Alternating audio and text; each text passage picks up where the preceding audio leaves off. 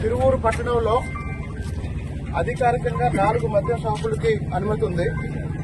కానీ ఈ 4 మద్యం షాపుల యజమానులు పట్టణంలో దాదాపు 35 నుంచి 40 బెల్ట్ షాపులు నడుపుతున్నారు.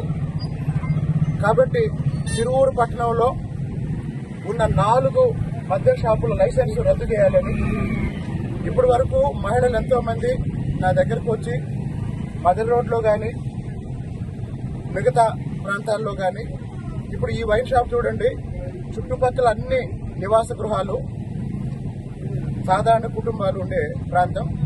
ఇటు బస్టాండ్ ఈ గేట్లో నుంచి వచ్చే వాళ్ళందరూ ఇటే వస్తారు.